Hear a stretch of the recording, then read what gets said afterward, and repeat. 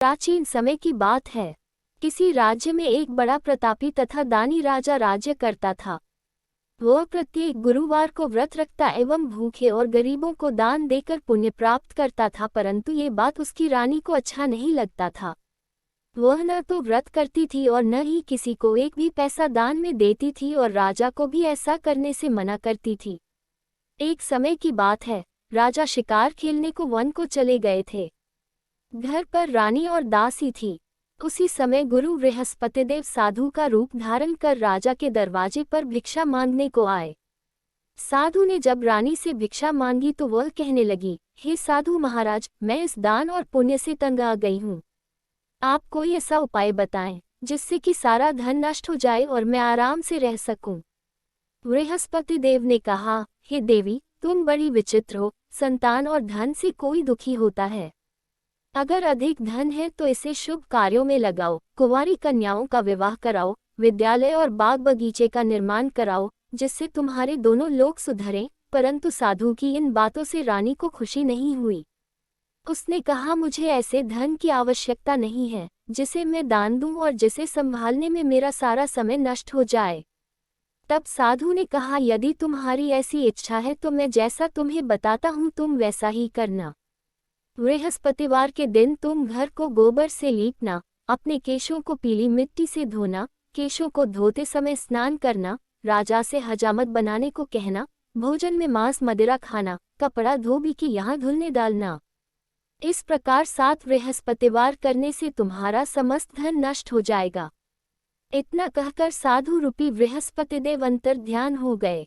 साधु के कहे अनुसार करते हुए रानी को केवल 3 बृहस्पतिवार ही बीते थे कि उसकी समस्त धन संपत्ति नष्ट हो गई। भोजन के लिए राजा का परिवार तरसने लगा।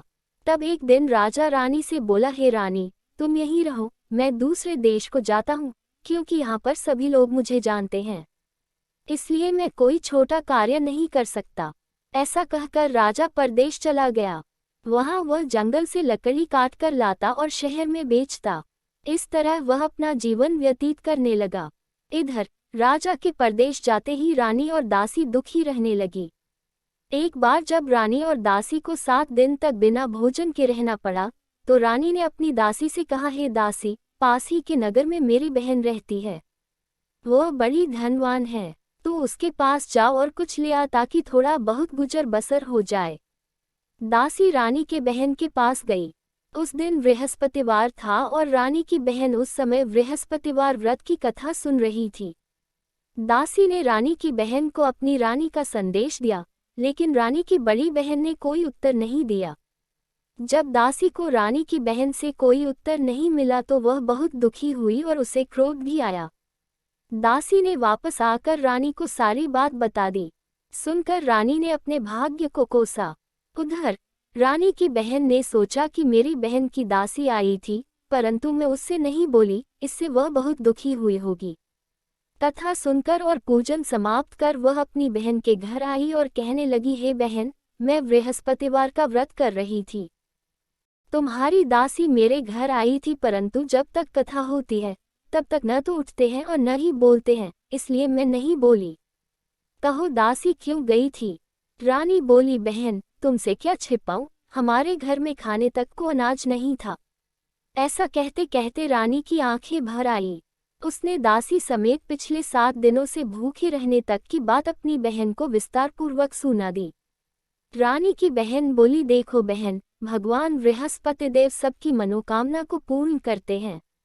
देखो, शायद तुम्हारे घर में अनाज रखा हो। पहले तो रानी को विश्वास नहीं हुआ, पर बहन के आग्रह करने पर उसने अपनी दासी को अंदर भेजा तो उसे सचमुच अनाज से भरा एक घड़ा मिल गया। ये देखकर दासी को बड़ी हैरानी हुई। दासी रानी से कहने लगी, हे रानी, जब हमको भोजन नहीं मिलता तो हम व्रत ही तो करते हैं, इसलिए क्यों न इनसे व्रत और कथा की विधि पूछी जाए ताकि हम भी व्रत कर सके। तब रानी ने अपनी बहन से बृहस्पतिवार व्रत के बारे में पूछा। उसकी बहन ने बताया, बृहस्पतिवार के व्रत में चने की दाल और मुनक्का से विष्णु भगवान का केले की जड़ में पूजन करें तथा दीपक जलाएं, व्रत कथा सुने और पीला भोजन ही करें। इससे बृहस्पतिदेव प्रसन्न होते हैं। व्रत और पूजन विधि बतलाकर रानी की बहन अपने घर को लौट गई। 7वें रोज बाद जब गुरुवार आया तो रानी और दासी ने निश्चय अनुसार व्रत रखा। गुड़साल में जाकर चना और गुड़ बीन लाए और फिर उसकी दाल से केले की जड़ तथा विष्णु भगवान का पूजन किया। अब पीला भोजन कहाँ से? इस बात को लेकर दोनों बहुत दुखी थे। चूंकि उन्होंने व्रत रखा था इसलिए गुरुदेव उन पर प्रसन्न थे, इसलिए वे एक साधारण व्यक्ति का रूप धारण कर 2 थालों में सुंदर पीला भोजन दासी को दे गए। भोजन पाकर दासी प्रसन्न हुई और फिर रानी के साथ मिलकर भोजन ग्रहण किया। उसके बाद वे सभी गुरुवार को व्रत और पूजन करने लगी। बृहस्पति भगवान की कृपा से उनके पास फिर से धन संपत्ति हो गया, परंतु रानी फिर से पहले की तरह आलस्य करने लगी। तब दासी बोली, देखो रानी, तुम पहले भी इस प्रकार आलस्य करती थी, तुम्हें धन रखने में कष्ट होता था, इस कारण सभी धन नष्ट हो गया और अब जब भगवान गुरुदेव की कृपा से धन मिला है तो तुम्हें फिर से आलस्य होता है। बड़ी मुसीबतों के बाद हमने ये धन पाया है, इसलिए हमें दान पुण्य करना चाहिए, भूखे मनुष्यों को भोजन कराना चाहिए और धन को शुभ कार्यों में खर्च करना चाहिए, जिससे तुम्हारे कुल का यश बढ़ेगा, स्वर्ग की प्राप्ति हो और पितर प्रसन्न हो। दासी की बात मानकर रानी अपना धन शुभ कार्यों में खर्च करने लगी, जिससे पूरे नगर में उसका यश फैलने लगा।